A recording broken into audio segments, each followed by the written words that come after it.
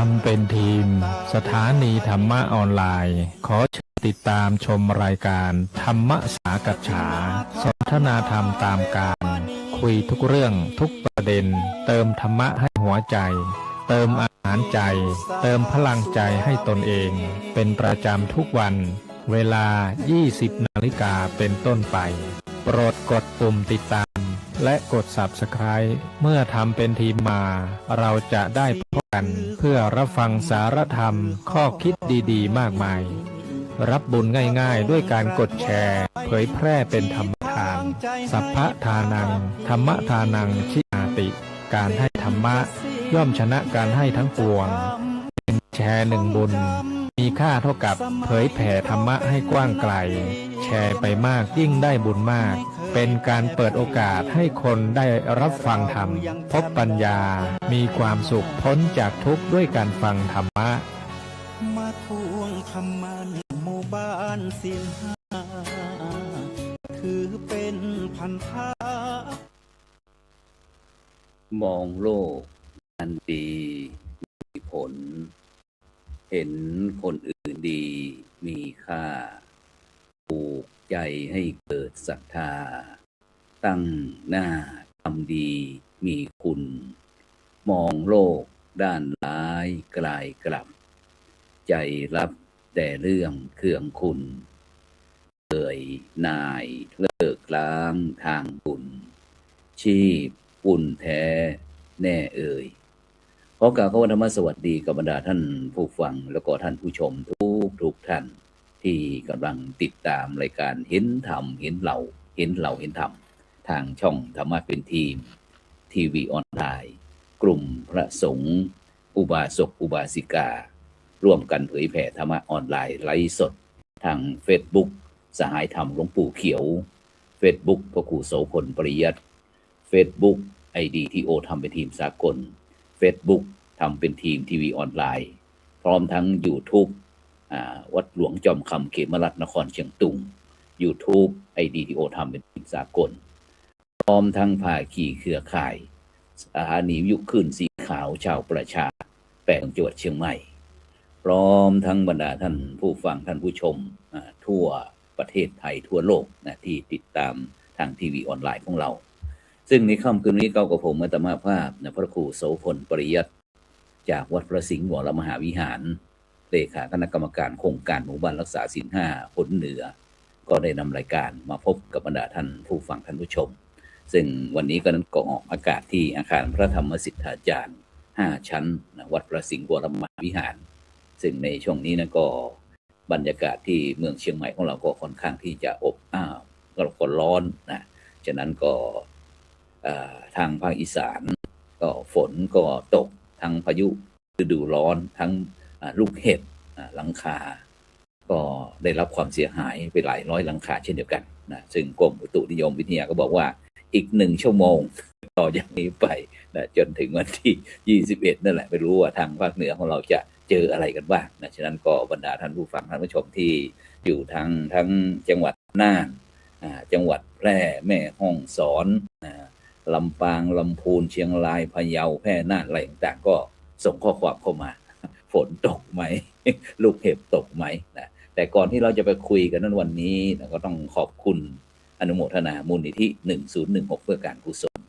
โดยท่านอาจารย์เจ้าคุณพระวิสุทธิวัชราภรณ์ครูบาขาววัดลัทธิวันพระนอนขอนตาลอำเภอแม่ริมจังหวัดเชียงใหม่นะมูลนิธิพระอุบาลีคุณูปมาจารย์ฟูอัตตสิโวอดีตเจ้าอาวาสวัดพระสิงห์วรมหาวิหารในเมตตาธรรมของท่านอาจารย์พระครูสุชาติธรรมวุฒิพร้อมทั้งศิษยานุศิษย์พร้อมทั้งมูลนิธิโพธิยาลัยนะ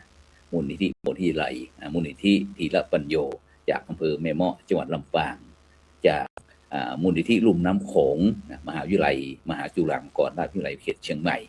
พร้อมทั้งโครงการวัดประชารัฐสร้างสุขโครงการหมู่บ้านรักษาศีล5และคณะสงฆ์จังหวัดเชียงใหม่ในเมตตาธรรมของพระเดชคุณหลวงพ่อพระเทพสิงหวราจารย์ดร.รองเจ้าคณะจังหวัดเชียงใหม่ฝ่ายเผยแผ่เจ้าอาวาสวัดพระสิงห์วรมหาวิหารที่ให้การสนับสนุนด้วยดีแต่โดยเฉพาะผู้ที่ขาดไม่ได้ก็คือบรรดาท่านผู้ฟังท่านผู้ชมที่คอยกดติดตามกดไลค์กดแชร์ ยิ่งแชร์มากก็ได้บุญมาก แชร์น้อยก็ได้บุญน้อย ไม่แชร์ก็ไม่ได้บุญฉะนั้นคืนนี้เราไปพบกับผู้ร่วมรายการของเรารูปแรกไปที่พระอาจารย์ดร.วิสิทธิ์ทิตวิสิทธิ์โทผู้ช่วยศาสตราจารย์ดร.ผู้อำนวยการสำนักงานสำนักวิชาการมหาวิทยาลัยมหาจุฬาลงกรณราชวิทยาลัยเขตเชียงใหม่นมัสการครับอาจารย์ดร.ครับผมครับถวายความเคารพครับอาจารย์พระครูโสพลปริยัติดอกเตอรเจริญพรคุณโยมโอปอศรีสุวรรณเนาะแล้วก็ผู้ฟังรายการหรือผู้ชมรายการอยู่ในขณะนี้ทุกท่านครับไปที่ท่านที่สองเลยเมื่อเอ่ยชื่อถึงแล้วก็ไปที่คุณโยมโอปอศรีสุวรรณจากภาคีเครือข่ายของเราเจริญพรโอปอขอโอกาสค่ะนมัสการพระคุณเจ้าแล้วก็สวัสดีผู้ฟังทางบ้านค่ะ พบกันอีกแล้วแต่พบกันในข่าวรูปนี้คล้ายๆคล้ายๆก็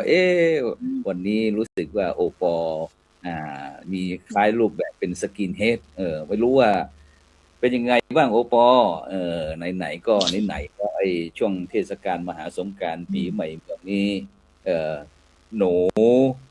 ได้อะไรบ้างหนูได้ไปขอโอกาสก่อนนะคะหนูได้ไปบวชเป็นสามเณรีค่ะอยู่ที่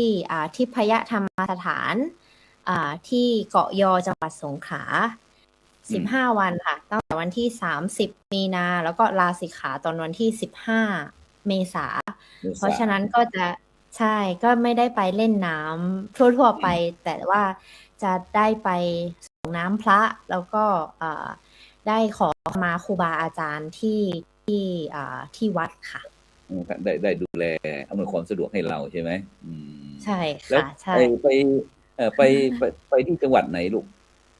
ไปสงขลาค่ะเกาะยอจังหวัดสงขลาใช่เกาะยอเป็นยังไงบ้างบรรยากาศที่เกาะยอสงขลาบรรยากาศดีถ้าว่าเรื่องอากาศนะคะก็จะอากาศก็จะดีแล้วก็เราจะยังเห็นคนผู้เฒ่าผู้แก่มารอใส่บาตรตอนเช้าเพราะว่าด้วยกิจที่ต้องเรียนรู้ที่ต้องทำก็คือไปบิณฑบาตตอนเช้าก็จะได้เห็นว่าจะมีญาติโยมมารอทำบุญนะคะแล้วก็ทำให้โอปอกินข้าวแบบรู้คุณข้าวมากขึ้นกินข้าวในบาตรฉันในบาตรแล้วก็ฉันทุกเม็ดฉันรวม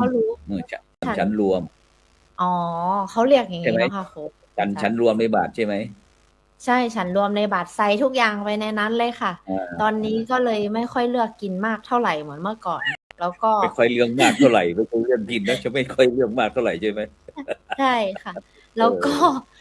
ก็รู้สึกขอบคุณชาวบ้านก็ตอนศึกลาสิกขาเสร็จแล้วก็กลับไปขอบคุณชาวบ้านบอกว่าขอบคุณนะคะเพราะว่าเรารู้ว่าเศรษฐกิจไม่ค่อยดีก็หนู15 วันที่ผ่านมาเนี่ยก็ได้กินข้าวก้นบาทแล้วก็รู้สึกว่าเปลี่ยนแล้วก็ไปลดอัตราตัวเองเยอะเลยค่ะมานะทิเยอะเนาะเมื่อก่อนโดยเฉพาะได้เปลี่ยนวิธีคิดแล้วก็ทำให้เราย้อนกลับมาว่าเรากลับไปเราจะทำงานกับสามเณรแล้วก็พระอาจารย์อย่างไรเพราะว่าใช่ค่ะที่ผ่านมาทำงานเรามีแต่ความรู้แต่เราไม่มีปัญญาค่ะพระอาจารย์โอเคนะเพราะนั้นก็มารอบนี้ก็เป็นเด็กขึ้นนะว่าง่ายสอนง่ายขึ้นโอเคเอาไปที่รับไว้เป็นศิษย์ด้วยนะคะสอนได้แล้วเจ้าเมื่อก่อนพระอาจารย์อาจจะไม่ได้สอนเนาะพระครูพระอาจารย์อาจจะไม่ได้สอนเพราะว่าเราเหมือนเป็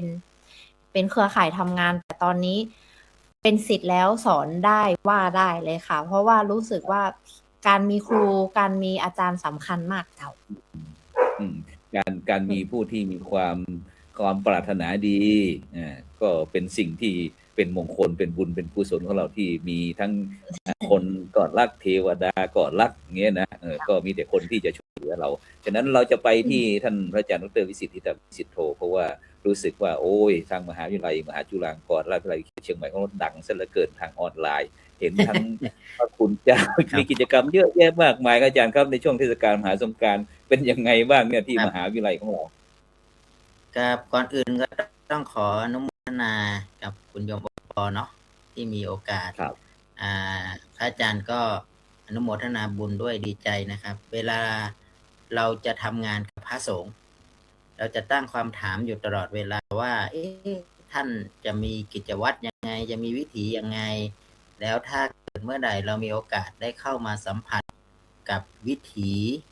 เข้ามาเป็นนักบวชหรืออะไรสักอย่างเนี่ย เราก็จะได้เรียนรู้นะครับ เรียนรู้อีกอันหนึ่งก็คือ เราจะทำงานกับพระเนี่ย มันก็จะรู้สึกว่าอ๋อจริง ๆ แล้วมันมีวิถีแห่ง อืม สังคมไทยกำลังตั้งคำถาม ที่ผ่าน ครับ มาที่เราเห็นตามสื่อก็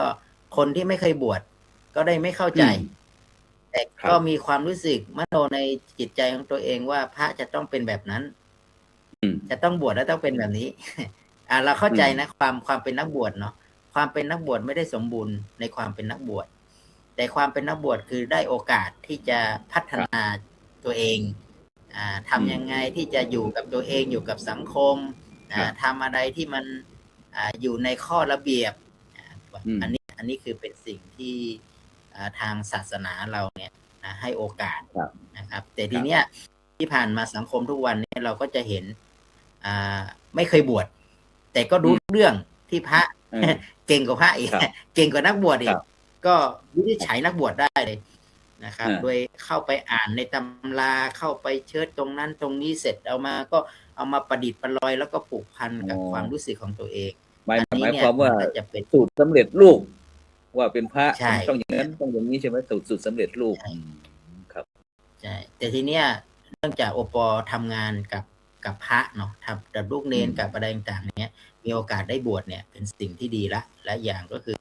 การบวชก็จะได้คุยได้จะเข้าใจว่า เราเคยบวชมาแล้วนะครับ มันมีอย่างนี้อาจารย์พระครูโสพล ครับผม มีลูกศิษย์ที่เป็นเจ้าหน้าที่ประจำภูพระนี่แหละอาจารย์ ครับ ก็ ผม ใช้ชีวิตของความเป็นนักบวชที่ผ่านจากเป็นสามเณรดี แล้วบวชเป็นภิกษุณี ตอนนี้พอ ครับ มาดูแลโครงการครูพระ วิถีแห่งความเป็นพระเข้าใจเนาะมัน ครับผม ทำให้เขารู้สึกว่าอะไรเป็นส่วนที่จะเข้าใจความเป็นพระมากขึ้น เข้าเป็นใจความเป็นของนักบวชมากขึ้นว่ามันไม่ใช่เหมือนคฤหัสถ์ทั่วไปนะ มันมีอะไรที่ละเอียดที่ต้องเข้าใจฉะนั้นรายการนี้เนี่ยก็อนุโมทนานะกับคุณอปอที่ได้เข้ามาแล้วก็จะได้สมมุติถ้าพูดถึงป้ออาจารย์ก็เป็นป้ออาจารย์ได้แล้วเนาะได้บวชแล้วเนาะใช่ไหมฉะนั้นนี่คือจะเป็นผู้อาจารย์จริงๆก็ต้องบวชก่อนนะต้องบวชสักพรรษาหนึ่ง เข้าใจ หรือ แล้วก็ อะไร เข้าถึงเข้าใจแล้วเข้าถึง เข้าถึง ครับ จริงๆอาจารย์ บวช ครู ทั้ง โส กาย พล แล้วก็ นี่ บวช ว่า ทั้งใจ เจ้าหน้าที่ตอนนี้เนี่ย ถ้าเป็นเจ้าหน้าที่ที่จะมาดูแลพระสงฆ์พระเจ้าไม่ว่าทางสำนักพุทธอะไรพวกนี้ก็ควรจะผ่านกระบวนการบวชก่อนเนาะอาจารย์ครูโสพลเนาะ ครับผม อย่างนั้นก็จะได้ แน่นอนครับ เข้าจะได้มีประสิทธิสัมพันธ์ อยากจะได้เข้าใจ มัน แบบ ก็จะได้ แบบลึกซึ้งเข้าใจ ครับ แบบลึกซึ้งไม่ใช่ว่า เป็นพระนี่จะพอเห็นแค่ปรงผมนุ่งเหลืองห่มเหลืองแค่นั้น แต่ความจริงแล้วบวชพระต้องบวชทั้งกายทั้งใจนะครับเพราะว่าตรงเนี้ยมันสิ่งที่สำคัญเพราะว่าโดยเฉพาะการบวชเป็นพระเนี่ยไม่ใช่ว่าบวชปุ๊บแล้วมันจะดีปั๊บก็จะต้องมีการพัฒนาบุคคลที่สามารถพัฒนาที่ยกสถานะทั้งองค์ความรู้ทั้งทางโลกทางธรรมขึ้นก็ถือว่าประสบผลสำเร็จในการบวชเป็นพระ แต่บางรูปก็สิกขาเพศพ่ายแพ้ต่ออะไรต่างๆนานาเหมือนกับที่ข่าวทุกวันนี้อาจารย์ครับ ก็ถือว่าไม่ประสบความสำเร็จ ก็เป็นนิสัยแต่ว่าเรากำลังพูดถึงเรื่องของความกล้าหาญของสตรี ครับ ที่กล้าหาญลุกขึ้นมา แล้วเข้ามาสู่การบวชนะครับ ครับ อาจารย์มะกูเราเป็นนักบวชชายเนี่ย ไม่ยากในการโกนผมนะ ผมคิดว่าไม่ยาก แต่ถ้าเป็นนักบวชที่เป็นสตรีเนี่ย การตัดผมนี่ผมเรียกว่าเป็นเรื่องที่กล้าหาญมาก ใช่ครับ จะได้ น้อย มากๆครับอาจารย์ครับ เพราะว่า โดยเฉพาะสังคมไทยแล้วเนี่ยสังคมไทยแล้วนี่เวลาผู้หญิงบวชนี่จะไม่ค่อยยอมรับ แต่ถ้าผู้ชายบวชนี่โอ้โหดูเขาบวชเยอะแยะเต็มไปหมดนะครับ บวชปีห ใช่ นึ่งอย่าง ใช่ อย่างภาคฤดูร้อนปีนี้ของเราอย่างมหาวิทยาลัยเรานี่มีเท่าไหร่เขาเนี่ยปีนี้ ปีนี้ก็เป็นปีแรกอาจารย์พระครูคือมหาวิทยาลัยเราก็หลักการของเราก็คือเราต้องการสร้างสันทายาทเนาะอาจารย์พระครู ครับ ก็ปีนี้เนี่ยในเมื่อเราไปรณรงค์เราไปบอกพระทั้งหลายหรือบอก ครูบาอาจารย์หลายๆท่านว่าช่วยกันสร้างสันทายาทแล้วก็ช่วงปิดเทอมเนี่ ครั ย บ เราก็เอาเด็กเข้ามาอยู่ในการอบรมนะครับ ช่วง อืม ระยะหนึ่งเนี่ย มหาวิทยาลัยก็ประชาสัมพันธ์เรื่องนี้ แล้วผมก็ว่ามหาวิทยาลัยต้องทำให้ดูก่อน ฉะนั้นปีนี้ก็เลยเป็นปีแรกครับที่ไปเอาสามเณรนะครับ ได้มาบวช41 รูปนะครับ ครับ โดยได้รับทางหน่วยงานราชการเนาะเครือข่ายหลายๆท่านก็ได้เข้ามาร่วมกัน ก็บวชไปเมื่อวันที่1ครับอาจารย์บวชถวายเป็นพระราชกุศลด้วย ก็เป็นครั้งแรก41 รูปลาสิกขาไป13อยู่ต่อ28เพื่อเรียนต่อในระดับประถมถึงอุดมศึกษานั่นนะอาจารย์ ก็บวชอันนี้เป็นส่วนหนึ่งเนาะในอันนี้ก็จุดประกายนิดหนึ่งทีนี้พอมาพูดถึง มจร ก็สืบเนื่องมาจากตอนนี้เราก็ต้องเริ่มจากปฏิยัติปฏิบัติแต่ถ้าบวชแล้วนี่ก็มันได้ทั้งสองอย่างเนาะได้ศึกษาและปฏิบัติไปพร้อมๆกันฉะนั้นบุคลากรของมหาวิทยาลัยเนี่ยก็เป็นส่วนหนึ่งในของส่วนมากก็จะเป็นฆราวาสกับพระสงฆ์วิถีของเราก็มีบทบาทหน้าที่ในการที่จะพัฒนาด้านการศึกษาโดยเฉพาะยิ่งก็การศึกษาของคณะสงฆ์เนี่ยอาจารย์มุกุศพลเราก็พยายามสร้างนะครับสันทายาทปีนี้เนี่ยไม่ว่าบุคลากรที่เป็นฆราวาสทั้งหมดนี่นะอาจารย์มุกุศพลไม่ว่าจะเป็นเจ้าหน้าที่อะไรต่างเราก็จะต้องจัดการเรียนการสอนธรรมศึกษาครับมจรเราก็จะมีการเรียนธรรมศึกษาให้เพื่อเราอยู่แล้วเราปฏิบัติเราก็ต้องศึกษาทำไปด้วยนะครับก็จะเน้นว่าบุคลากรทุกท่านนะครับก็จะต้องเข้ามาสู่ในกระบวนการนะครับอย่างน้อยก็จะได้ให้เข้าใจเนาะพื้นฐานเรียนธรรมศึกษานิสิตก็เหมือนกันอาจารย์ครับระดับอุดมศึกษาเราก็จะมีธรรมศึกษาในระดับอุดมศึกษาชั้นตรีชั้นโทชั้นเอกอย่างเงี้ยครับของบุคลากรคณาจารย์เราก็จะอันนี้ก็จะเป็นเรื่องที่ทางมจรวิเขตเชียงใหม่จะรับนโยบายจากท่านรองที่การบดีนะครับเพื่อมาปฏิบัติให้เป็นภาพรวมกันทั้งหมดนะครับก็จะเริ่มปีการศึกษานี้ครับอาจารย์ผู้สมบูรณ์ครับก็บวชเนนไปแล้วก็เตรียมที่จะเปิดธรรมศึกษานะครับแล้วตอนนี้เราเน้นเรื่องของการปฏิบัติธรรมปีนี้เราเห็นสภาวะของผู้คนเนาะความกังวลใจความทุกข์ใจเกิดภัยพิบัตินู่นนี่นั่นสงครามทั้งหมดเลยอาจารย์เราท้อแท้ใจนะครับแม้แต่ถ้าพระสงฆ์เราเองก็เกิดความท้อแท้ใจนะอาจารย์คุณสวรรค์เจอสถานการณ์อะไรต่างๆมันก็เกิดความท้อแท้เหนื่อยหน่ายหมดพลังนะในการที่จะทำงานนู่นนี่นั่นเราก็ต้องหาวิธีหาพื้นที่ในการที่จะต้องช่วยกันประคับประคองเสริมใยเหล็กความแกร่งเข้าไปแล้วทีนี้สิ่งที่น่ากลัวที่สุดตอนนี้ก็คือเรื่องสภาวะของภัยป่าครับอาจารย์ครูนะครับที่ผ่านมาประมาณสัก1 อาทิตย์หรือ2 อาทิตย์ขนาดผู้คนกำลังมันมีช่วงนี้เป็นช่วงอากาศร้อนนะครับแล้วเราก็มีพื้นที่ที่รอยสะเก็ดเป็นป่า 90% นี่ก็คือเป็นป่าก็เป็นพื้นที่เสี่ยงภัยต่อทุกปีที่เรามาเนี่ยนะครับท่านรองการบดีท่านก็จัดบุคลากรเราไปเฝ้าระวังนะครับระวังในที่สุดเราช่วงบวชเนนเนี่ยเราก็พอจะมีกำลังคนดูแลกันนะเพราะหลังจากที่ก่อนที่จะงานสงกรานต์เนี่ยครับก็มีภัยเข้ามาอีกก็เราจะเห็นว่าตอนนี้หมอกควันเต็มไปหมดเลยในเมืองเชียงใหม่นะครับสภาวะของหมอกควันก็คือภาวะของที่จะทำให้ผู้คนได้เจ็บป่วยนะครับไม่กระทบต่อที่ใดที่หนึ่งแต่มันกระทบภาพรวมทั้งหมดหมอกควัน PM ที่เราเห็นเนี่ยคือสิ่งที่น่ากลัวเป็นภัยที่น่ากลัวที่สุดเราสูบเข้าไปอะไรเท่าไปยิ่งผู้สูงอายุระบบ หายใจเราก็จะไม่กลับมาเป็น ระบ ป บ ก ป ติ อด เป็นไอ ระบบ ที่น่า เดิ ก น ลัว หาย มาก ใจ อาจารย์ครูครับ ครับ ฉะนั้นเราไม่ต้องไปครับเราไม่ต้องไปสู้กับใครแล้วตอนเนี้ยนะครับ เพียงแค่เราจะดูแลกันเอง แล้วก็จะพ้นวิกฤตของหมอกควันนี้ไปได้ยังไงเนี่ยอันนี้ก็เป็นเรื่องที่ทางมหาวิทยาลัยก็ต้องไปทบทวนแล้วครับอาจารย์ครูครับวันนี้มา ครับผม ในพื้นที่ก็ 2-3 วันที่ผ่านมาก็เต็มไปด้วยหมอกควันนะครับ ครับ ไท ตอนนี้ เข้ามา ปกติยังครับอาจารย์ครับบริเวณที่900 ตอนนี้ ไร่ของเรา ตอนนี้นี่ปกติแล้วครับ มีทางเจ้าหน้าที่เนาะแล้วก็หน่วยงานทางราชการชาวบ้านชุมชนนะครับก็ ครับ มีวิกฤตเข้าไป แต่ว่าเราต้องยอมรับว่าเราไม่ได้มีความรู้เหมือนกับเจ้าหน้าที่ที่เขามีความรู้ ครับ แล้วก็สามารถที่จะมีเครื่องไม้เครื่องมือเนาะการเข้าไปนี่มันอาจจะต้องมีเครื่องไม้เครื่องมือ มีความรู้ มีทักษะวิธีการ เพราะว่ามันไปสู้กับไฟเนาะอาจารย์พระครูสวัส ใช่ ดิ์มัน ยังไม่มีก็มีองค์ความรู้ขั้นพื้นฐานอ่ะต้องมีประสบการณ์ครับ ใช่ ต้องได้รับการฝึกครับ ถ้าเอาบุคคลที่ไม่มีองค์ความรู้ไปก็จะเป็นภาระหรือว่าเป็นอันตรายอย่างที่หลายท่านได้ประสบมาก็อาจจะแม้กระทั่งติดเชื้อติดโรคอะไรแม้กระทั่งเสียชีวิตก็มีครับในที่ถ้าไม่มีประสบการณ์ครับผม ครับ อันนี้นี่เป็นสิ่งที่ต้องระมัดระวังครับ ก็ช่วง 2-3 เดือนนี้ก็เนี่ยครับกำลังมีความสุขอยู่กับสภาวะที่เกิดขึ้น ในพื้นที่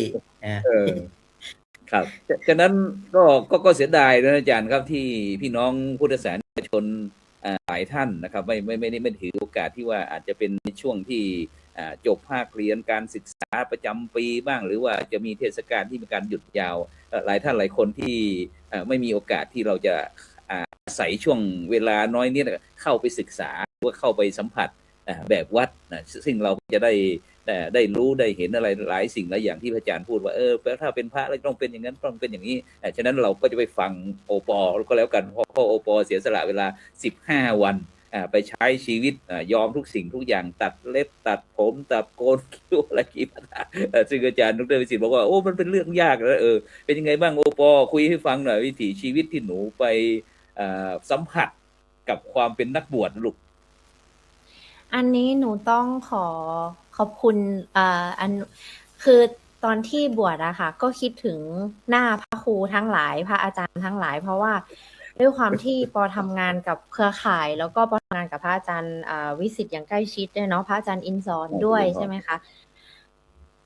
เราก็สงสัยว่าหลายๆครั้งที่ปอทำตัวไม่น่ารักเนาะบางทีก็ไม่มีความนอบน้อม แล้วเรากลับมามองใช่ไม่สำรวมแล้วกลับมามองตัวเองปอก็คิดว่าบุคคลเหล่านี้ทนเราได้ยังไงเนาะด้วยจิตที่ปอไม่เคยรู้สึกว่าถูกตำหนิเลยสักครั้งปอก็เลยอยากรู้ว่าเขาไปฝึกอะไรมา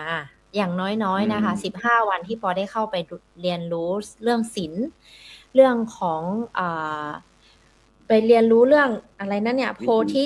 ปัจขิยธรรม37นี้โพธิปัจขิยธรรมเจ้าไปเรียนรู้เรื่องเนี้ยมันทำให้เรารู้สึกว่าเราสามารถเอาความรู้ทางโลกและทางธรรมเนี่ยค่ะมาปรับใช้ในการทำงานแล้วก็ปรับใช้กับตัวเองได้ครั้งแรกที่จังหวะแรกที่ถูกคลิปผมตอนนี้ก็ผมยาวมากใช่เก็บไว้แล้วก็จะเอาไปบริจาคให้ผู้ที่เป็นมะเร็งค่ะคือผมยาวมากเลยใช่ไหมคะแล้วเราก็แล้วปอก็น้ำตาไหลร้องไห้แต่ไม่ได้เสียใจที่ถูกตัดแต่รู้สึกว่ามันเป็นการสละทีแรกตอนที่ตัดผมนึกว่าสละเยอะแล้วแต่ความจริงไม่เลยค่ะมันเป็นการสละหยาบๆด้วยซ้ำแล้วก็ศึกษาต่อไปต้องขอบคุณภิกษุณีอาเยที่อาเยธรรมกัมมาลาที่วัดเจ้าอาวาสท่านเป็นครูสอนที่ดีมากท่านสอนให้เรานอบน้อมจากที่ปอเนี่ยมีข้อสงสัยไม่มั่นใจมีคำถามอยู่กับพุทธศาสนาและคำสอนอยู่ตลอดเวลาเนาะปอก็จะถามคำถามตลอดเวลามันทำให้เราการใช้ชีวิต15 วันถึงจะเป็นช่วงระยะเวลาสั้นๆแต่ไปแบบเต็มใจจริงๆก็ทำให้ปอหายสงสัยแล้วก็จากนี้ก็มันเหมือนเป็นสเต็ปแรกก้าวแรกในการศึกษาต่อไป อะค่ะ เออ แล้ว เป็นชีวิตใหม่อีกช่วงหนึ่งนะที่เราผ่า ใช่ น ใช่ มันได้เกิดใหม่เลยค่ะพระครู แล้วท่านก็ได้ตั้งฉายาให้ด้วยนะคะว่า ทิพยปุณณา ทิพยปุณณาเถรี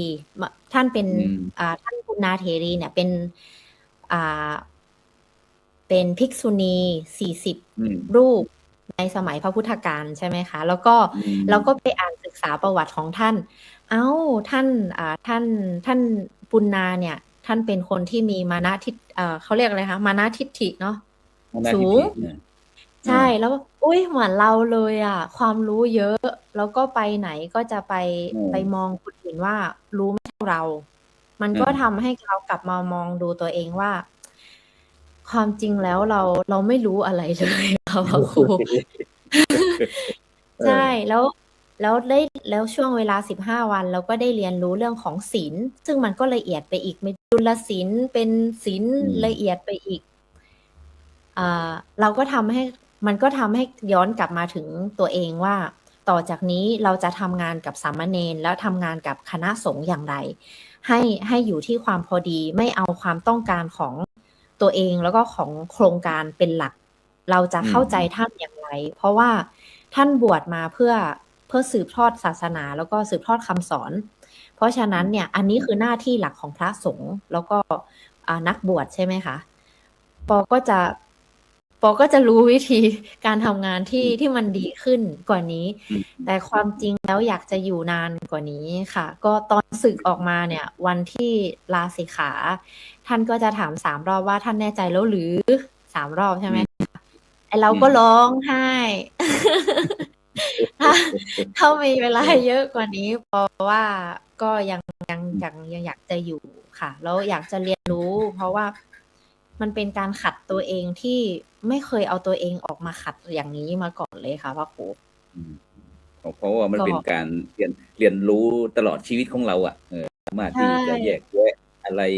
ดีอะไรไม่ดี อะไรที่จะเป็นประโยชน์ทั้งส่วนตัวส่วนรวมนี่ โดยเฉพาะเราก็จะนึกถึงแต่คนอื่นเขา ใช่ไหม เวลานี้เราไม่ได้คิดถึงตัวเองเลย ก็เหมือนกับพระสงฆ์องค์เจ้าในปัจจุบันนี่แหละ ส่วนมากก็จะโดนทั้งน้ำมันแพง แก๊สแพงอะไรไม่รู้จะลงที่ไหน ชาวโลกเขาก็มาอัดลงที่พระนี่แหละ ฉะนั้นเราก็อยากจะให้พี่น้องพุทธศาสนิกชนเนี่ยได้มีโอกาสแบบโอปอนี่แหละ โอปอยังถือว่า ยังถือว่ามาช้านะ แต่คนอื่นเขาเกิดมาก็เจอพุทธศาสนาแล้วนะ แต่ก็เสียดายเขาเหมือนกัน ใช่ไหมอาจารย์นิวิสิทธิ์ครับผม ครับ จริงๆ การได้เป็นมนุษย์ก็เป็นเรื่องยากแล้วเนาะ ครับ เราก็ไม่รู้ว่าภพหน้าภพต่อไปเราจะมีโอกาสได้เกิดเป็นมนุษย์อีกไหม อันนี้ แล้วการที่พบพระพุทธศาสนาก็เป็นเรื่องยากอีก เพราะว่าถ้าไม่มีพระพุทธศาสนาไม่มีที่พึ่ง เราก็จะมีภายใต้ของกิเลสตัณหาก็ มันก็ควบคุมลำบากเนาะ มันไม่มีอะไรที่จะมาเป็นสิ่งสกัดเตือนสติระลึกอะไรพวกนี้ได้เนี่ยนะครับ แล้วการที่มีโอกาสได้บวชในพระพุทธศาสนาเนี่ย เขาเรียกว่าความเป็นมนุษย์สมบูรณ์แล้วล่ะ ในสมบูรณ์ในที่นี้ก็หมายความว่าได้ศึกษานะได้ศึกษาได้อะไร ทีนี้จะบวชอยู่นานหรือบวชไม่นานหรือว่าบวชแล้วเนี่ย เราก็อย่างน้อยๆเนี่ยก็มีโอกาสได้สัมผัสกับภาคกาสาวพัสต์หรือบางคนนี่มีโอกาสเพียงแค่ก่อนสิ้นชีวิตนะปกติเราได้จับเนาะเราได้จับมันก็ไม่เหมือนกันมาเราได้ห่มเนาะอาจารย์นคุศลเนาะเราก็รู้สึกว่าถ้าได้ห่มจีวรได้ห่มอะไรแล้วเรารู้สึกว่ามันมีแล้วถ้าเราสามารถอยู่จนละสังขารได้โดยที่เรายังห่มจีวรอยู่นี่ก็เป็นสิ่งที่ทุกท่านที่บวชเนี่ยปรารถนาสูงสุดละนะครับถ้าไปไม่ถึงก็ไม่ได้เป็นไรแต่ทีนี้ขณะที่มันจะอยู่นี่มันคือพิสูจน์กันตรงที่ว่าตอนนี้พระสงฆ์เราอยู่ยากครับอาจารย์พระครูสุพจน์อยู่ยากอาจารย์ครับยากยังไงตามมุมมองของอาจารย์อยู่ยากหนึ่งถ้าเกิดว่าเราจะสังคมปัจจุบันมันไม่เหมือนกับสังคมอดีตที่ผ่านมามันมีวิวัฒนาการอะไรใหม่ๆมาอีกเยอะแล้วก็แต่ก่อนนี่เราอยู่ในป่านะครับพระสงฆ์ก็อยู่ในป่านะครับก็ไม่มีปัญหา นะครับ ก็อยู่ในป่าอยู่ใน เพราะว่าอ่าเราก็มีป่าไม้ให้พระเข้าไปอาศัยอยู่เพื่อรักษาป่าใช่ไหม ครับ นะครับ แต่ตอนนี้เนี่ยพระอยู่ในป่าลำบากแล้ว ได้ อยู่ในบ้าน ถูกเจ้าหน้าที่แจ้งความ ถูก ข้อหาบุกรุก มี มันไม่ใช่มีเพียงแค่พรบคณะสงฆ์นะอาจารย์พระครูโสพลมันมี ครับผม มันไม่ใช่มีแค่พระธรรมวินัยเนาะไม่ใช่มี ครับ จารีตประเพณี ไม่ได้มีแค่พรบคณะสงฆ์แต่มันยังมีกฎหมายบ้านเมืองกฎหมายอะไรเยอะแยะมากเลย ซึ่งพระเราเนี่ย ไม่ใช่ว่าดูแค่227ก็อยู่รอดได้ไม่ได้แล้ว ครับ ใช่ไหมครับ ดูได้แค่พรบคณะสงฆ์ดูแลกันเองก็ไม่สามารถอยู่ได้แล้วใช่ไหมครับ ครับ แค่เรารู้เรื่องจารีตประเพณีบางทีก็ไม่เพียงพอ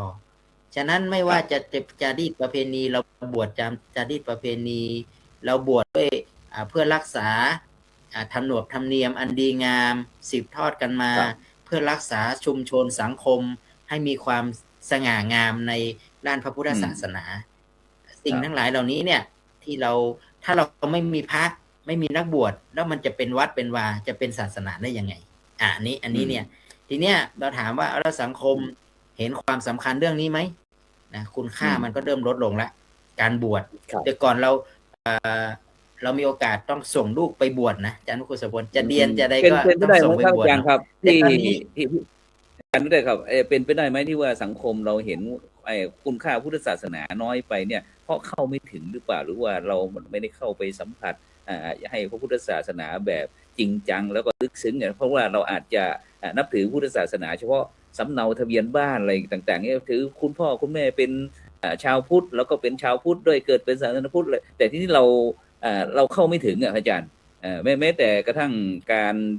วิถีการดำเนินชีวิตโดยเฉพาะคณะสงฆ์ไทยเราก็พยายามที่จะให้พี่น้องของเรายังไม่มีชาวพุทธของเราก็ยังไม่มีก็ขอศีลห้าแค่นั้นแหละศีลห้าข้อไม่ได้ก็ขอให้4 ข้อไม่ได้ก็ขอให้3 ข้อ3 ข้อไม่ได้ก็ขอให้2 ข้อไม่ได้ก็ขอข้อหนึ่งก็ยังดีหลวงพ่อสมเด็จพระมหาราชมังคลาจารย์ผู้ก่อตั้งโครงการหมู่บ้านรักษาศีลห้าพูดไว้อย่างนี้ครับถ้าแม้แต่ข้อเดียว ไม่ได้ก็ไม่สมควรที่จะเป็นมนุษย์ ครับผม ครับ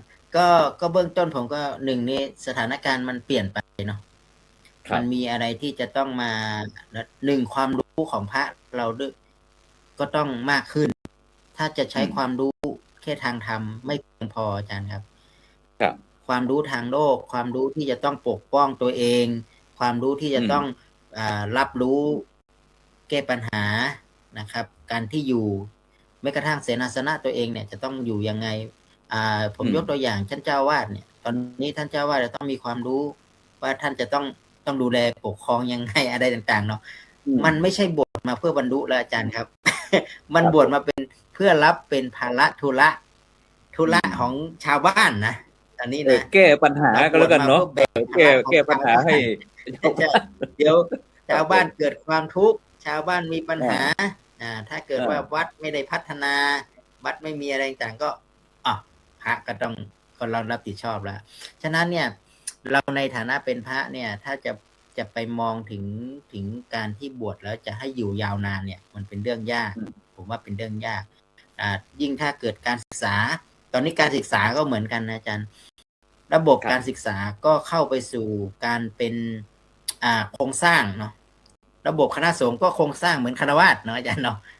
การปกครองกันก็เหมือนกับฆราวาสมาสู่การศึกษาก็ยังอยู่ในวงจรอยู่ในกฎหมายอันเดียวกัน ก็เหมือนกับฆราวาสที่ต่างกันก็คือเป็นแค่นักบวชนะเราเห็นว่าอย่างเช่นการศึกษา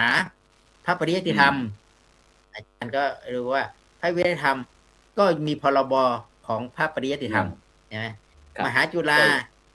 มหาวิทยาลัยสงฆ์ก็มีพรบของคณะสงฆ์ภายใต้กฎหมายอีกนะครับแล้วไปเป็นพระสังฆาธิการก็ต้องอยู่ภายใต้กฎหมายของมหาเถรสมาคม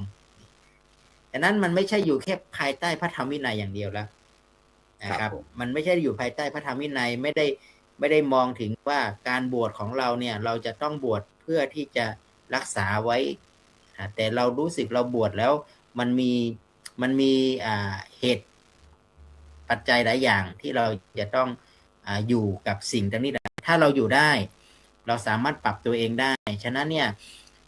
มจร.วิเขตเชียงใหม่จึงมีความคิดว่าเราน่าจะพัฒนาแนวคิดและชีวิตร่วมสมัยครับอาจารย์พระครูอยู่ยังไงนะครับหลักสูตรอาจจะไม่เหมือนเดิมนะครับพัฒนาแนวคิดให้ดีที่สุดแล้วก็เอาแนวคิดตรงนั้นมาดูแลสังคมเป็นประโยชน์แล้วก็อยู่กับสังคมให้ได้ไม่ว่าจะเกิดเหตุการณ์อะไรต่างๆไม่ว่าจะเป็นเกิดวิกฤตอะไรต่างๆเราก็สามารถมองเป็นโอกาสได้หมดเลยทำเป็นโอกาสขยายโอกาสนะครับเราไม่ได้ซ้ำเติมเราเกิดวิกฤตอย่างเรื่องของสุขภาพเราก็เกิดนวัตกรรมใหม่ๆขึ้นมาเราเกิดเรื่องของภัยพิบัติเราก็เกิดเห็นปรากฏการณ์อะไรขึ้นมาช่วยเหลือกันเราเกิดภัยสงครามเราก็ผ่านได้นะครับและยิ่งกว่านั้นก็ทำให้เรามีความรักความสามัคคีหวงแหนมีสติมีอะไรมากขึ้นอย่างเงี้ยครับก็ทีนี้ผมคิดว่าสังคมต้องมองบทบาทของพระออกไปที่มากกว่าการที่จะมองตัวเองถ้าเกิดว่าเมื่อเอาความรู้สึกของตัวเองไปจับองค์กรศาสนาหรือไปจับองค์กรนั้นอย่างนั้นเป็นอย่างนี้ใช่ไหมครับมันก็ไม่ใช่ครับเพราะว่าจะมองถึงว่าองค์กรศาสนาคือผู้อยู่ในองค์กรศาสนาก็คือมนุษย์เป็นปุถุชนนะครับมีสิทธิเท่าเทียมกันในความเป็นมนุษย์เช่นเดียวกันไม่ใช่ว่าเขาเป็นพระเขาจะดีเด่นไปกว่าฆราวาสหรือฆราวาสจะดีเด่นไปกว่าความเป็นพระมันก็ไม่ได้มันไม่ได้วัดกันตรงนั้นแต่มันวัดกันตรงที่จิตใจต่างหากมันวัดกันคนที่ควบคุมตัวเองได้นะครับไม่เบียดเบียนไม่ทำร้ายไม่มุ่งร้ายไม่สร้างปัญหาไม่ทำใดเบียดเบียนหรือผิดทำที่มันเป็นกฎหมายบ้านเมืองที่มันจะทำยังไงให้สังคมได้อยู่แบบสงบสุขเกื้อกูลซึ่งกันและกันอันนั้นจริงๆว่ามันยิ่งบวชนานก็ต้องยิ่งอ่อนน้อมมากขึ้นใช่ไหมยิ่งเพราะว่ายิ่งโตขึ้นมากขึ้นเนาะก็ต้องโดงหรือว่ายิ่งมีความรู้มากขึ้นก็ต้องน้อมโดงให้มากขึ้นไม่ใช่ว่าโอ้เรามีความรู้ที่สูงขึ้นแล้วเราไม่สามารถคุยกับนั่นไม่ได้แต่ว่ายิ่งนะมันก็ต้องน้อมตัวเองให้ลงฉะนั้นการดูว่าเรามีความรู้มากหรือน้อยดูที่การอ่อนน้อมถ่อมตนในการมองผมว่าเป็นเรื่องที่ดีนะครับก็เป็นหลักการทางพุทธศาสนานี่แหละอาจารย์ครับผมเมื่อกี้ติดใจที่โอปอได้พูดถึงบอกว่าเมื่อก่อนนะคิดว่าตัวเองเนี่ยเก่งตัวเองดีตัวเองเลิศจนไปทำงานกับภาคีเครือข่ายโดยนึกแต่ประโยชน์ส่วนตนนะครับประโยชน์ส่วนตนประโยชน์ของโครงการประโยชน์ของหน่วยงานของตัวเองที่สังกัดฉะนั้นมันจะเป็นไปได้ไหมโอปอกับที่ว่าพี่น้องชาวบ้านหรือพุทธศาสนิกชนอะไรต่างๆเนี่ยถึงมามองพระแบบนี้แต่โอปอนี่กับมุมมองไปอีกรูปแบบหนึ่งที่ว่าต่อไปเนี้ยโอปอจะต้องมีความเคารพอ่อนน้อมถ่อมตนให้เกียรติอะไรอย่างนี้ประมาณนี้หรือเปล่าโอปอลองคุยให้ฟังสักนิดหนึ่งคิดยังไงถึงคิดแบบนี้คิดได้ไง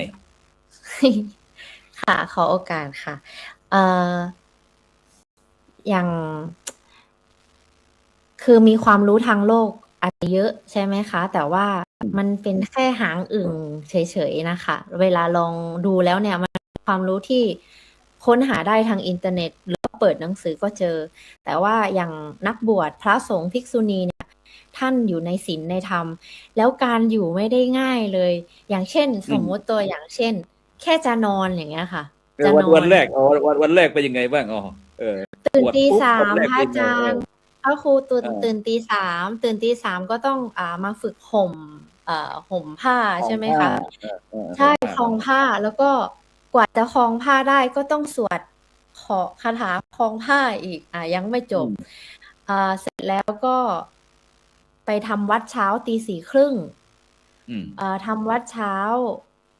คือแค่การใช้ชีวิตเป็นสมณเพศธรรมดาเนี่ยก็คือใครบอกว่าสบายอันนี้ถ้ามีคนบอกว่าโอ๊ยอยากสบายไปบวชเลยอันนี้จะบอกเลยว่าลองดูแล้วคุณจะรู้นี่แล้วที่สุดแล้วเนี่ยค่ะคือที่สุดแล้วเนี่ยอย่างน้อยเนี่ยถึงช่วงที่มีวิกฤตของเรื่องของพระสงฆ์ที่อาจจะหลุดไปอาจจะเผลอไปใช่ไหมคะอย่างน้อยที่สุดแล้วเนี่ยเรายังเคารพท่านในความเป็นมนุษย์และที่สุดแล้วเนี่ยท่านก็ยังถือศีลเยอะกว่าเรายังกินข้าวเย็นนะคะ เพราะฉะนั้นเราไม่มีสิทธิ์เลยที่จะไปต่อว่าสมณเพศที่ท่านรักษาศีลอยู่อย่างน้อยที่สุดเนี่ยท่านมีศีลเยอะกว่าเรา อันนี้เมื่อก่อนปอไม่รู้ปอไม่เข้าใจ แต่ตอนเนี้ย อืม เรื่องที่มันเห็นได้อย่างเงี้ย ก็ทำให้เรารู้ว่าเราไม่มีสิทธิ์เลยที่จะไปวิจารณ์ใคร เราไม่รู้เลยว่าข้อเท็จจริง ๆ แล้วเป็นยังไงอะไรอย่างเงี้ยค่ะพระครู อืม รู้สึกว่าตัวเองเนี่ยต้องปรับทัศนคติให้เยอะ แล้วก็อย่างเมื่อก่อนเวลาปอจะนิมนต์พระอาจารย์เนี่ยมาเข้าร่วมประชุมใช่ไหมคะ เราก็รู้เท่าที่เรารู้ แต่ตอนนี้เรารู้มากขึ้น เราก็จะรู้ว่าอ๋อท่านไม่สามารถทำสิ่งนี้ได้ เราอย่าไปใช้อำนาจทางโลกไปบังคับให้ท่านทำแล้วปอคิดว่าถ้าอย่างที่พระอาจารย์วิสิทธิ์บอกว่าถ้าอย่างคนที่ทำงานกับพระอย่างเช่นอยู่ที่ทำงานที่กรมพุทธอะไรอย่างนี้เนาะก็ถ้าได้จังหวะใช่ใช่ วัฒน สำนัก ธรง าน รม พุทธใช่ ถ้าได้เรียนรู้เนี่ย เราจะรู้สึกว่าเราขอบคุณคณะสงฆ์คณะภิกษุณี แล้วก็แม่ชีที่ท่านได้สานต่องานของพระพุทธเจ้า แล้วมันเป็นทางรอดจริง ๆ นะคะสำหรับตัวเองนะเป็นทางรอด ได้เสียสละความเป็นส่วนตัวชีวิตส่วนตัว ใช่ไม่ได้สบายเลยค่ะ ใช่ไม่ได้สบายเลย แล้วก็วันที่ปอรู้สึกว่าวันที่ปอต้องออกไปตลาดข้างนอกเนี่ย ไปกับทางกลุ่มภิกษุณีอะค่ะ เราโอปอไม่ใช่โอปอคือตัวแทนของผ้าเหลือง เราทำดีไม่ดีเดินสายตาซอกแซกเดินไม่สำรวม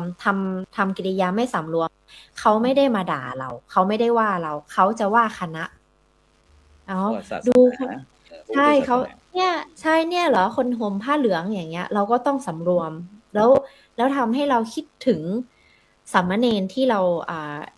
ราทำงานด้วยอยู่ ก็อย่างใช่ค่ะ อย่างเงี้ยค่ะ อย่างปอเนี่ย เวลาพาสามเณรไปเข้าค่ายต่างๆ เนี่ย เราจะใช้มุมมองของ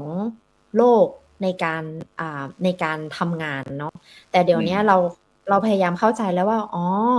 การปฏิบัติอย่างนี้นะอะไรเงี้ยแล้วเวลาเรากราบไหว้เนี่ย ไม่ว่าเขาจะอายุเท่าไหร่ไม่ว่าสามเณรพระจะอายุเท่าไหร่จะอายุน้อยกว่าเราเป็น10-20 ปีเนี่ย เรากราบในศีลของเขาอย่างเงี้ยเรากราบในศีลของท่าน เรากราบในผ้าเหลือง เรากราบในสมณเพศ คือเราไม่รู้หรอกว่าใครประพฤติปฏิบัติดี แต่เรารู้ว่าใจเราน้อมไปแล้วมันก็เป็นสุขณตรงนั้นแล้วพระอาจารย์ เมื่อก่อนคุยอย่างนี้ไม่ได้เด้อนี่15 วันนะนี่15 วันใช่ครูได้ครูดีค่ะ ก่อนไปก็ได้ทำงานกับพระอาจารย์ครูดีค่ะ ก็หนูได้เรียนรู้แล้วก็หนูก็ยังประทับใจจากคราวที่แล้วที่เราไปเชียงตุงเนาะก็คือประทับใจในความเมตตาของทุกรูปทุกท่านนะคะ มันก็เลยทำให้เรารู้สึกว่าเราอยากเข้าไปเรียนรู้ว่าสิ่งใดที่ทำให้ท่านเหล่านี้มีเมตตาเหลือเกินอะไรเงี้ยค่ะ ก็โชคดีที่ได้มีโอกาสได้ทำค่ะ ดีแล้วที่ได้แสงสว่างนำทางเข้ามา ซึ่งโดยเฉพาะเราจะย้อนไปที่เมื่อกี้ท่านอาจารย์ดร.วิสิทธิ์ธิดาวิสิทธิ์โทท่านได้ผู้อำนวยการวิชาการฝ่ายสำนักงานวิชาการสำนักวิชาการได้พูดถึงบอกว่าเนี่ยถึงอยากจะไปพัฒนาบุคลากรทางมหาวิทยาลัยเนี่ยให้เรียนรู้ทั้งธรรมะศึกษาอะไรต่างๆเนี่ยซึ่งโดยเฉพาะท่านอาจารย์ครับตรงนี้มันเป็นจุดที่สำคัญใช่ไหมครับเพราะว่าอาจารย์ฐานะที่ดูแลเกี่ยวกับเรื่องฝ่ายวิชาการที่เราได้เห็นอะไรถึงได้มีโครงการนี้ขึ้นมาครับผมเกี่ยวกับเรื่องการเรียนธรรมะของคือปกติเนี่ยปกติเราก็พยายามมีความรู้เนาะเราก็ว่าเรามีความรู้นะพอเ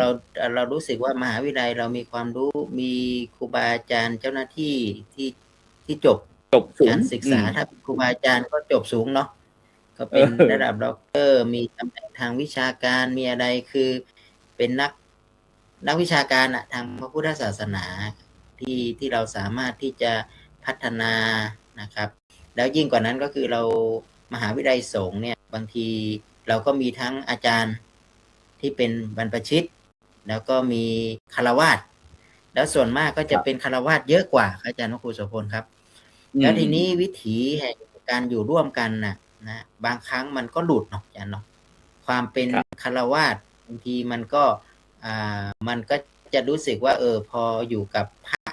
หรือว่าอันนั้นมากขึ้นเนี่ยเราไม่ได้ปฏิบัติหรือเราไม่ได้เรียนจริงๆเนี่ยแต่เราก็ต้องดูแลสมมุติว่าสำนักวิชาการของผมเนี่ยจะต้องดูแลครูพระจะต้องดูแลพระนิสิตที่เป็นนิสิตมาเรียนมาอะไรต่างๆนี้ด้วยแล้วก็ต้องเป็นการประสานงานหรืออะไรต่างๆเนี่ยบางทีการใช้ถ้อยคำกับพระสงฆ์หรือการวางตัวอะไรประมาณนี้ผมก็คิดว่าถ้าเราเปิดโอกาสให้เขาได้เรียนธรรมศึกษาเขาก็จะได้เข้าใจถึงบริบทของความเป็นพระได้ศึกษาธรรมะแล้วก็จะได้เอามาใช้ในวิถีแห่งการอำนวยความสะดวกว่าเราควรจะปฏิบัติยังไงนะครับเห็นด้วยว่าบางทีความเป็นนักบวชเราเนี่ยนะครับเราก็จะมองถึงความเคารพนะท่านจะเป็นยังไงไม่รู้ล่ะเราไม่ได้นั่นเพราะเราเคารพในพระธรรมวินัยเราเคารพในพระรัตนตรัยเราเคารพในตัวที่ท่านเป็นตัวแทนของพระธรรมวินัยนะครับแต่ว่าตัวตนของท่านจะปฏิบัติได้มากน้อยยังไงอันนั้นเป็นเรื่องส่วนตัวของท่านใช่ไหมแต่อย่างน้อยๆเราเห็นปุ๊บเนี่ยเราเห็นผมนึกถึงพระสอนศีลธรรมอาจารย์ครูโสพลแค่พระสอนศีลธรรมเดินไปโรงเรียนเนี่ยนะเด็กก็ยกมือไหว้เห็นพระก็รู้สึกดีใจอย่างเงี้ยได้กราบได้ว่ามันก็ยังดีกว่าการที่เราเห็นพระพุทธรูปเป็นองค์ที่วางไว้เนาะเราเด็กไปกราบก็เหมือนกันแต่ก็ยังตอบโต้กันไม่ได้ใช่ไหมแต่ถ้าเป็นพระสงฆ์เราเข้าไปไอ้ความน้อมตรงนี้ผมคิดว่ามองแล้วพระสงฆ์เนี่ยเหมือนกับเป็นสื่อกลางเป็นสื่อกลางของชุมชนเป็นสื่อกลางของแต่ต่างความเป็นวรรณะอะไรต่างเนี่ยความเป็นตัวตนอะไรพวกนี้มันหายไปอาจารย์ความเป็นนักบวชเราไปที่ไหนเราเจอนักบวชด้วยกันเนาะแม้ว่าจะเป็นต่างศาสนาต่างชาติพันธุ์หรืออะไรต่างที่มันไม่ได้เป็นใช้ภาษาเดียวกันนะแต่ความเป็นนักบวชเวลาเราเจอกันนะเราจะอ่อนน้อมถ่อมตนเรารู้สึกว่าเนี่ยความเป็นนักบวชของเราเนี่ยมันเป็นเครื่องหมายนะเครื่องหมายของสันติสุขเครื่องหมายของความสุขฉะนั้นเราจะเห็นพระจากต่างประเทศต่างๆเมื่อมารวมตัวกันเนี่ยเราก็จะเห็นความสันติสุขไงเราก็เป็นเหมือนกับสัญลักษณ์ของความสงบของสันตินะครับเราไม่ได้มองว่าตัวของท่านเนี่ยจะประพฤติอย่างไงแต่เราอย่างน้อยเราเห็นสัญลักษณ์แห่งความสงบสัญลักษณ์แห่งการเกื้อกูลสัญลักษณ์แห่งการเอื้ออาทรซึ่งกันและกันอะไรประมาณนี้ครับมันจึงเป็นเหตุการณ์ที่ว่าถ้าเราเป็นพุทธศาสนิกชนอย่างน้อยเราเป็นมหาวิทยาลัยสงฆ์เราก็ควรที่จะเรียนรู้เรื่องนี้แล้วไม่ใช่เฉพาะแค่ตัวของบุคลากรนะอาจารย์พระครูโสพลรวมไปถึงนิสิตด้วยนะนิสิตที่เป็นฆราวาสที่จะมาเรียนพอมาเจอมาเรียนกับพระสงฆ์มาเรียนกับสามเณรมาเรียนกับนักบวชก็คนจะปฏิบัติตัวยังไงนะครับไม่ใช่ว่านำพระสงฆ์ออกไปทางนอกเองนะพระสงฆ์ก็ต้องมีสติที่จะตักเตือนเพื่อนกัลยาณมิตรซึ่งกันและกันที่จะหลงผิดอะไรประมาณนี้ครับผมคิดว่ามหาวิทยาลัยของมหาวิทยาลัยสงฆ์เนี่ยควรที่จะมีอัตลักษณ์ของเป็นมหาวิทยาลัยที่แตกต่างจากมหาวิทยาลัยข้างนอกครับเพราะมหาวิทยาลัยข้างนอกแต่ของเรานี่มีหลักสูตรก็เน้นไปเรื่องของการปฏิบัติเป็นส่วนใหญ่นะครับอันนี้ก็เป็นเหตุผลครับอาจารย์พระครูโสพลครับแต่ก็ไม่รู้ว่าผลมันจะเป็นยังไงนะแต่ด้วยเจตนาที่เราคิดว่าถ้าเราลองพัฒนาเรื่องนี้ดูจะนำให้องค์กรเราเป็นองค์กรแห่งความสุขครับครับก็หมายความว่าก็เราตั้งวัตถุประสงค์ไว้เพื่อที่จะให้บุคลากรของเราได้มีความเข้าใจในการที่ทำงานด้วยในฐานะที่เราทำงานกับพระกับมหาวิทยาลัยทางคณะสงฆ์ซึ่งหลายท่านหลายคนก็อาจจะไม่มีความรู้ทางพุทธศาสนานึกว่าชาวพุทธเราแค่ใส่บาตรอาหารบิณฑบาตแค่นั้นเองถวายสังฆทานแค่นั้นแต่ทีนี้เรายังไม่เข้าใจถึงวิถี ของพระสงฆ์องค์เจ้าหรือพระสงฆ์องค์เนรถึงแม้แต่จะเป็นเด็กเล็กอะไรต่างๆที่ว่านะครับแม้กระทั่งพี่น้องประชาชนคนไทยเราในปัจจุบันนี้ก็เมื่อก่อนก็จะมีความเชื่อว่าถ้าก่อนที่จะอาจเป็นเด็กๆจะบวชเรียนนะครับแต่โตขึ้นมาก็ก่อนที่จะมีครอบมีครัวก็ต้องบวชทดแทนบุญคุณพ่อแม่นะแล้วก็ผู้เฒ่าผู้แก่หรือว่าพ่อแม่ของสาวๆหรือว่าหนุ่มๆอะไรก็จะต้องพิจารณาเป็นอันดับแรกว่าถ้าบุคคลที่เคยบวชที่มีศีลมีธรรมเพื่อที่จะสามารถน้อมนำเอาหลักธรรมอะไรต่างๆไปทำให้ลูกหลานเขาเนี่ยมีความสุขครับไม่เข้าสู่อบายต่างๆนี่เขาก็ยินดีครับแต่ในปัจจุบันนี้รู้สึกว่าการบวชเนี่ยก็จะมองบอกว่ามันไม่มีปัญญาเลี้ยงลูกหรือเปล่าอะไรอย่างนี้ก็จะมีพี่น้องชาวพุทธคิดอย่างนี้ก็มีนะครับผมเพราะผมเคยถามโยมแม่ว่าถ้าเนี่ยมีลูกตั้ง7 คนนะลูกชายเนี่ยยกให้พระพุทธศาสนาถวายให้พระพุทธเจ้าสักองค์หนึ่งนะก็คือตัวผมนี่แหละนอกนั้นก็บวชแล้วก็จะสิกขาลาเพศไปมีครอบมีครัวก็ไม่มีปัญหาอะไรนะครับถ้าชาวพุทธเราคิดแบบนี้ก็จะเป็นโอกาสที่ดีเพราะว่าในปัจจุบันเนี่ยพี่น้องประชาชนไทยเราก็บวชน้อยลงจริงนะครับแต่ตรงกันข้ามประเภทเพื่อนบ้านนะครับประเภทเพื่อนบ้านของเราที่ยาขอบอะไรต่างๆครับเขาทุรนทุรายอยากจะมาบวชมัน อย่างที่เราพบกันแล้วนะครับครูโสพล ครับผมว่าไม่แปลกเท่าไหร่นะผมว่าเป็นธรรมชาติ คือธรรมชาติของสังคมไทยเราเนี่ย เราเริ่มห่างจากคุณค่าตรงนี้มันลดน้อยลง เมื่อไรเราไม่เห็นคุณค่า ความสำคัญมันจะลดลงครับอาจารย์พระครูแล้วทางประเทศเพื่อนบ้านหรืออะไรเนี่ยเขายังมีความรู้สึกเห็นคุณค่ามากขึ้นอาจารย์พระครูโสพลเคยไปพม่าบ่อยเนาะเขาก็สามารถมีวิถีเขาก็เป็นนิกายเหมือนกันนะมันของเราเนี่ยนะครับแต่เขารู้สึกว่าเขาจะมีความใกล้ชิดกับคฤหัสถ์ที่ไม่ห่างกันเท่าไหร่เขาวิถีบางท่านเขาสามารถขับรถได้นะอาจารย์คือนะเขาก็ไม่ได้เป็นภาระของคฤหัสถ์ใช่ไหมครับแล้วก็เขาเดินทางหรือแม้กระทั่งประเคนเนี่ยเขารับประเคนเนี่ยเขาก็ประเคนรับจากมือเลยนะเขาก็ไม่มีผ้าอะไรมารองของเราแต่ของเรานี่รู้สึกว่ามันห่างมันทำให้รู้สึกว่าใครก็ไม่อยากเข้าใกล้พระยิ่งถ้าเกิดมีอะไรนะมีข่าวมีอะไรเข้ามาใช่ไหมอาจารย์โกศลไม่อยากจะไปเลยวัดปฏิเสธสมมติฉันไม่อยากใส่บาตรฉันไม่อยากทำนู่นทำนี่นะอันนี้คือสังคมพุทธแบบของเราแต่ถ้าเกิดว่าทางประเทศเพื่อนบ้านไม่ว่าจะเป็นกัมพูชาเวียดนามอะไรพวกนี้นะอาจารย์เนาะครับผมประเด็นอย่างนี้ไม่เป็นข่าวไม่เป็นอะไรสักอย่างทุกอย่างแล้วก็รู้สึกว่า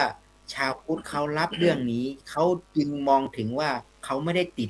ไปที่ตัวบุคคลไงเขาเห็นเป็นเรื่องธรรมดาของคำสอนไงเห็นไหมผมนึกบอกว่าเขาก้าวไปอยู่ตรงนี้ต่างหากฉะนั้นเนี่ยเขาจะไปทำร้ายอะไรต่างๆก็ตามนะครับแม้ว่าเกิดวิกฤตอะไรต่างๆเราก็จะเห็นนะพระสงฆ์เขาก็จะออกมาเป็นผู้นำเลยไม่ว่าจะเป็นเรื่องการเมืองการศึกษาพระสงฆ์ก็ออกมาการเมืองการศาสนาการสังคมใช่ถูกทีนี้วิถีของประเทศเราไม่เหมือนอย่างนั้นสิอาจารย์พระครูสกลอาจารย์ลองดูนะมีเคสอยู่เคสหนึ่งเขาก็ตอกย้ำสื่อเข้ามาใส่ปุ้มประมาณ1 อาทิตย์หาดูไม่ว่าทำลายจิตใจของชาวพุทธที่จะไปนั้นเพราะนั้นเหมือนกับบอกว่าถ้าเรามีภาพลักษณ์ไม่ดีมันก็จะสะเทือนถึงคณะไปทั้งหมดนะครับแต่ก่อนนี้เมื่อเราเจอสถานการณ์ตอนนั้นเนี่ยเราออกบิณฑบาตไม่ได้เลยนะอาจารย์พระสกลทั้งที่ลูกพระลูกเนรก็ไม่ได้เกี่ยวข้องอะไรใช่ไหมแต่อันเนี้ยสังคมไทยเรายังขาดความรู้แต่ยังมองว่าตัวเองมีความรู้ทั้งที่เราก็รู้ว่าบริบทของเราเนี่ยนะครับความเป็นมนุษย์ความเป็นของเราเนี่ยความอดทนของเรามีน้อยนะครับแต่เราก็มีความใฝ่ฝันอยากให้พระเป็นแบบนั้นอย่างนี้ถ้าอยากให้เป็นแบบนั้นเราต้องเข้ามาบวชไงเข้ามาช่วยกันเข้ามาดูแลเข้ามาทำนั้นแต่ไม่ใช่ว่าบอกว่าปุ๊บเจอนี่กันมาแล้วก็เอามาขยี้มาทำร้ายมาอะไรต่างๆเนี่ยแล้วสุดท้ายก็ไม่รับผิดชอบไม่มีความรับผิดชอบต่อสังคมของคณะสงฆ์ด้วยนะฮะซึ่งผมรับแต่ชอบรับแต่ชอบแต่ไม่รับผิด เราเราต้องเราต้องมีวิธีคิดใหม่อ่ะ คิดใหม่ว่าพระก็คือมนุษย์ พระก็ ลูกห คื ลา อนลู ชาก ว หลา บ้าน น ของเราเนาะลูกหลานของ ครับ ชุมชนแม้ว่าขั้นลาสิกขาไปท่านก็ยังเป็นชุมชนเป็นผู้มีความรู้ความสามารถอยู่ในชุมชนปกป้อง แล้วก็อีกอันหนึ่งผมคิดว่าการบวชเนี่ยนะครับ สังคมเราแต่ก่อนเนี่ย หาโอกาส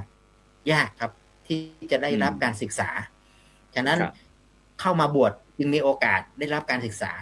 ที่บอกว่าโอ้บวชแล้วได้รับการศึกษาพัฒนาคุณภาพชีวิตของเราแต่ก่อนสังคมเราเป็นสังคมที่ไขว่คว้า แล้วโอกาสการศึกษามันมีน้อยครับอาจารย์พระครูโสพล ครับ แต่ตอนนี้พอมันจะเดินมากขึ้น แต่จิตใจของเราเนี่ยมันไปไม่ทามเนาะว่ามีความเจริญ พัฒนาทางนั้น ครับ ไปนี้ไป แต่ว่าจิตใจ ครับ ของเราเนี่ยมันพัฒนาไปไม่ทันความเจริญไงเรา ครับผม ก็ได้มองถึงว่าการบวชเอาเปรียบคนอื่น การบวชเอาเปรียบ ครับ สังคมเอาเป็นอาจารย์ลองดูว่า ไม่มีองค์กรไหนที่จะชุบคนให้กลับมาเป็นพลเมืองดี เท่ากับองค์กรของคณะสงฆ์องค์กรของ จาก การ นั้น บ อาว จา ช รย์ครับ การ อา บ จาร ว ย์ ช เขาช่วยประชาสัมพันธ์นิดหนึ่งเพราะว่าเวลาเราเหลืออีกนิดหนึ่งครับช่วยประชาสัมพันธ์เกี่ยวกับเรื่องการรับสมัครที่ใครที่สนใจเกี่ยวกับเรื่องการศึกษามหาวิทยาลัยของเราครับตอนนี้ครับผม ก็ในมหาวิทยาลัยเราเนี่ย เราจึงให้ความสำคัญของ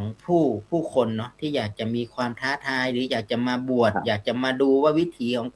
ความเป็นพระยังไงบวชแล้วปฏิบัติยังไง แล้วก็เราจะได้มีส่วนยังไงที่จะต้องช่วยกันพำนุบำรุงที่ช่วยกันรักษานะครับ อะไร ครับ ที่มันจะต้องพัฒนาอะไรที่จะต้องทำความเข้าใจด้วยกันเนี่ย มหาวิทยาลัยของคณะสงฆ์เนี่ยมีให้ครับ เรามีทั้งพระสงฆ์ที่มาเรียนที่เป็นบรรพชิตมีทั้งแม่ชีมีทั้งสามเณรดีมีภิกษุณีมีทั้งพระคฤหัสถ์มีทั้งทุกหน่วยงานนะครับทุกสาขาวิชาชีพเข้ามาเรียนได้ทั้งหมดระดับปริญญาตรีปริญญาโทปริญญาเอกเนาะอาจารย์เนาะ ครับ ก็รับสมัคร ครับ ไปตอนนี้ถึงเดือนพฤษภานะครับ ครับ สามารถ ถึงพฤษภาคม ติดต่อที่มหาวิทยาลัยมหาจุฬาลงกรณราชวิทยาลัยวิเศษเชียงใหม่ที่วัดสวนดอก หรือจะไปที่มจรที่ป่าเมี่ยง หรือจะเข้าไปพิมพ์คำว่าเว็บไซต์นะครับ ที่มจรแล้วก็ทักเข้าไปก็สามารถติดตามรายละเอียดได้ว่ามันมีหลักสูตรสาขาใดที่เราสนใจเข้าไปนะครับ ขอเชิญชวนแล้วก็มาเป็นส่วนหนึ่งของครอบครัวของมหาจุฬาที่เป็นครอบครัวของมหาวิทยาลัยสงฆ์ครับ ครับสาธุครับงั้นก็ในสุดท้ายเนี่ยให้โอปอได้ขอบคุณอนุโมทนาพุทธศาสนาหน่อยที่ให้ชีวิตใหม่หนูเจริญพร ก็ขอบคุณแล้วก็อนุโมทนากับทุกอย่างนะคะ ที่ได้พาปอมาเจอพระพุทธศาสนา ความจริงคนไทยโชคดี เดินไปไหนก็เจอวัด แต่เราไม่มันเหมือนลิงได้แก้วอะค่ะ เราไม่รู้ความสำคัญสิ่งนั้นเนาะแล้วเราไปให้คุณค่ากับบริโภคนิยม เราไปตัดสินชื่นชมคนผ่านเสื้อผ้าอาภรณ์หรือว่ารถที่นั่งรถที่ใช้บ้านหลังใหญ่ แต่ความจริงแล้วที่สุดแล้วมันต้องกลับมามองที่ข้างในอะค่ะว่าการประพฤติปฏิบัติจิตใจ อันนี้สำคัญที่สุดเพราะว่าที่สุดแล้ว